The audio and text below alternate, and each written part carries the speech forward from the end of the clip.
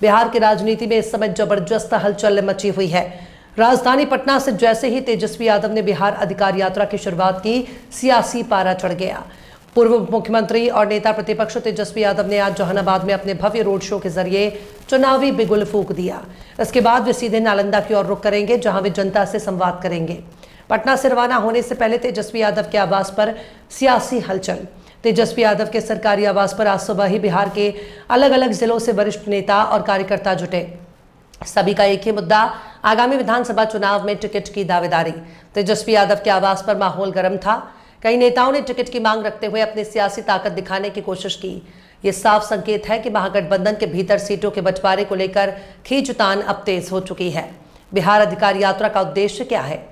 चलो बिहार, बिहार बदले इस नारे के साथ तेजस्वी यादव ने एक नई राजनीतिक मुहिम छेड़ दी है, जिसका उद्देश्य है 2025 विधानसभा चुनाव की तैयारी और जनता से सीधे संवाद।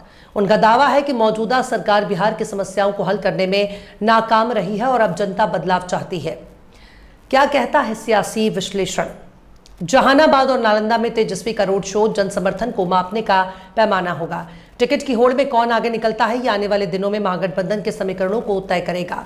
तेजस्वी यादव की इस यात्रा से साफ है कि वे अब पूरी तरह मिशन 2025 के लिए सक्रिय हो गए हैं। तो बाहर भगाना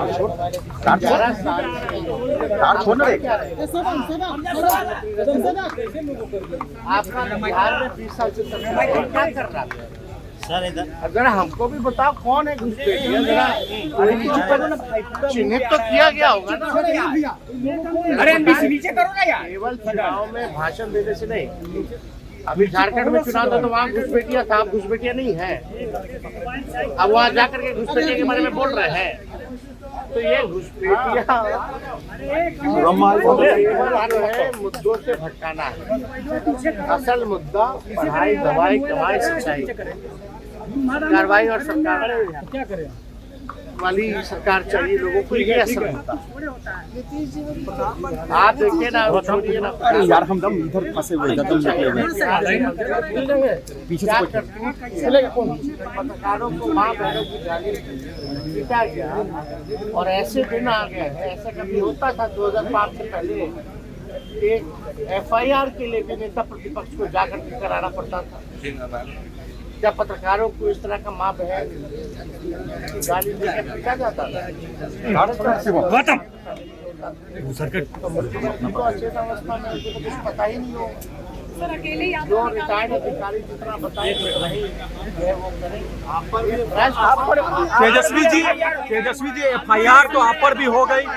तेजस्वी जी आपके ऊपर FIR कराया गया। कौन सी बड़ी बात है? हम हैं यहाँ के ले जाओ, आओ ले जाओ। मगर फॉर्म भरने पर फॉर्म भरने की बात ही नहीं है सर।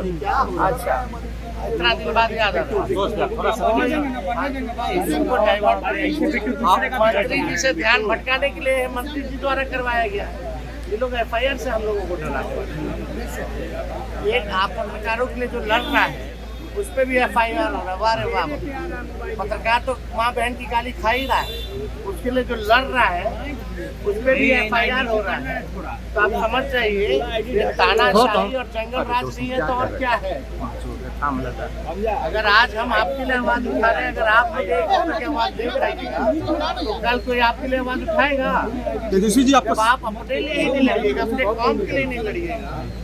तेजस्वी जी आपको शंका थी कि आपके FIR आप पर होगा, लोगों पर FIR होगा? वही थाना में FIR। हाँ, और कौन कराया है सब जान रहा है। केवल ध्यान को भटकाने के लिए ऐसे मंत्रियों को हम लोग जानते हैं ना, लपट लोग। इस बार इन लोगों का निकलना मुश्किल हो जाएगा। जनता ऐसे खदेड़ के भगाएगी। ठीक है भैया।